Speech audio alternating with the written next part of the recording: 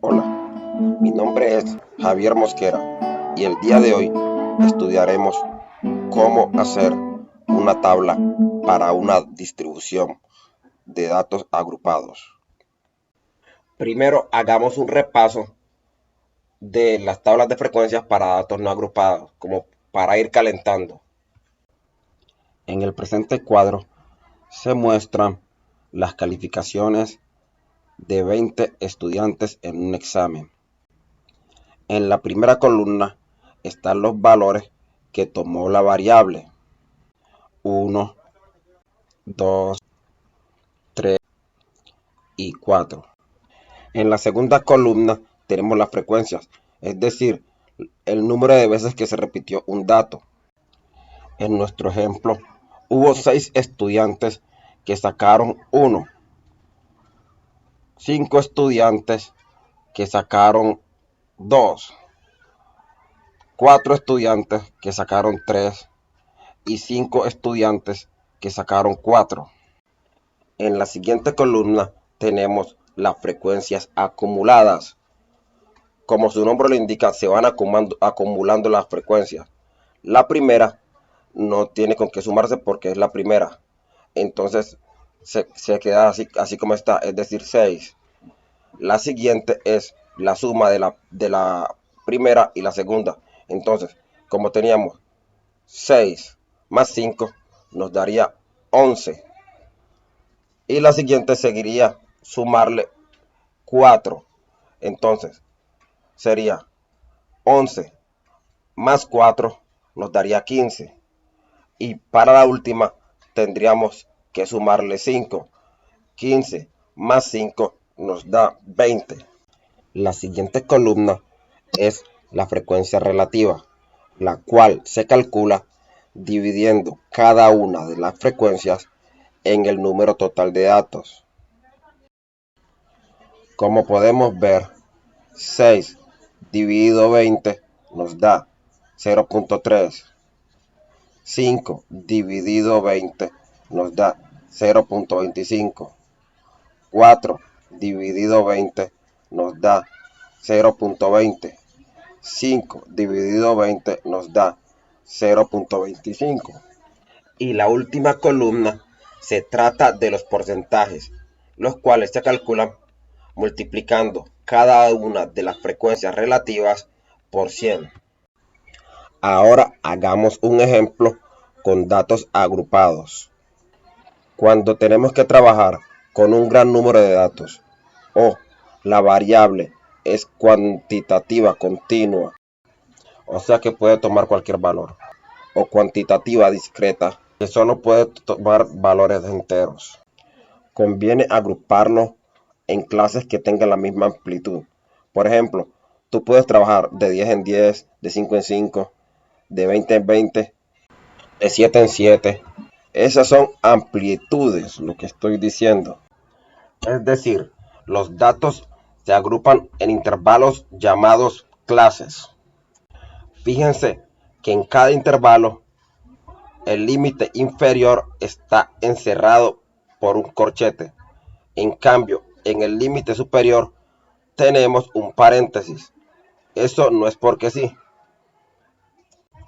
El corchete significa que ese dato específico que está del límite inferior pertenece al intervalo. Mientras que el paréntesis lo que nos dice es que el límite superior no pertenece al intervalo. Es decir, que el dato que está allí es solamente una referencia. Porque en realidad ese dato pertenece al siguiente intervalo. Cada clase tiene un dato que lo representa y ese dato se llama marca de clase y se calcula sumando los dos límites y dividiéndolos en 2. Ejercicio. Construya una tabla de datos agrupados con la siguiente información. Lo primero es calcular el rango. Al mayor de los datos le restamos el menor. En este caso, el mayor es 48 y el menor es 3. Entonces, 48 menos 3 nos da 45. Luego, ampliamos el rango de modo tal que encontremos un número entero que sea cercano, que nos facilite los cálculos. Por ejemplo, nuestro rango nos dio 45, entonces lo podemos aproximar a 50 para que se nos facilite trabajar de 5 en 5. Entonces, la amplitud de cada uno de nuestros intervalos va a ser de 5. Por último, no podemos olvidarnos que el límite inferior debe estar contenido dentro de un intervalo. Es decir, que el 3 tiene que estar dentro de un intervalo. Por lo tanto, no vamos a iniciar desde 3, sino que vamos a iniciar desde 0, para que el primer intervalo sea desde 0 hasta el 5. Eso significa que el 3 queda ahí metido. Ya podemos empezar a hacer la tabla. En la primera columna voy a poner los intervalos. En la segunda columna voy a poner las marcas de clase, que las voy a representar como x sub y. En la tercera columna voy a colocar las frecuencias. En la cuarta columna, las frecuencias acumuladas. En la quinta columna, las frecuencias relativas. En la sexta columna, la frecuencia relativa acumulada. Y en la última columna voy a poner los porcentajes. Intervalos. En la primera columna tenemos los intervalos, los cuales van de 5 en 5, como lo determinamos a través de la amplitud. Marca de clase. En la segunda columna tenemos las marcas de clase. Se calculan promediando los límites en cada intervalo. Por ejemplo, en el primer intervalo tenemos 0 más 5 me da 5, dividido en 2 me da 2.5. Y puedo hacerlo de esta misma manera en todos los intervalos. Pero es mucho más fácil tomar este primer resultado y a cada uno y seguir sumándole la amplitud cada vez, y así logramos tener todos los resultados. Frecuencia. Para la siguiente columna tenemos que contar cuántos datos hay en cada uno de los intervalos, fijándonos en los datos que nos proporcionaron en el problema. Por ejemplo, de los datos podemos evidenciar que solamente hay un dato en el primer intervalo, que es el 3. O sea que hay un solo dato de 0 a 5. Revisando nuestros datos, nos damos cuenta que en la categoría de 5 a 10 solamente hay un solo dato, que es el 7. De 10 a 15 hay 3 datos. Y de 15 a 20 hay 3 datos. Entonces, puedes seguir revisando los datos y conseguir todas las frecuencias. Frecuencia acumulada.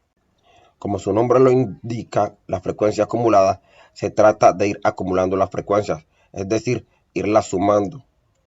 En nuestro ejemplo, la primera frecuencia es 1 y ese va a ser el valor de la primera frecuencia acumulada, porque aún no se ha sumado con nadie. La segunda frecuencia también es 1, entonces la frecuencia acumulada ya sería 2. La tercera frecuencia es 3, entonces la frecuencia acumulada sería 5. La cuarta frecuencia también es 3, entonces en el acumulado ya llevaríamos 8.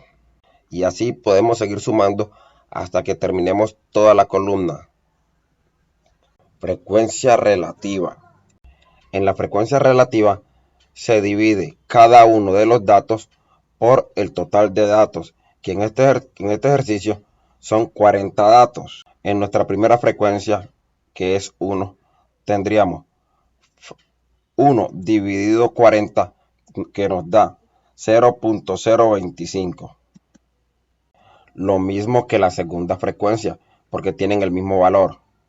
Nuestra tercera frecuencia es 3 y 3 dividido 40 nos da 0.075. Al igual que la cuarta y la quinta frecuencia, porque tienen el mismo valor. Así podemos seguir haciendo todas las divisiones hasta terminar con toda la columna de las frecuencias relativas. Frecuencia relativa acumulada. Como su nombre lo indica, se trata de ir acumulando las frecuencias relativas, es decir, sumándolas. Porcentaje. Los porcentajes se calculan multiplicando cada frecuencia relativa por 100. Como la primera frecuencia relativa es 0.025, al multiplicarla por 100 nos da el 2.5%, y así podemos hacer con todas las demás. Espero que este video les haya servido para aprender a hacer tablas de frecuencia para datos agrupados. Suscríbanse a mi canal. Chao, chao.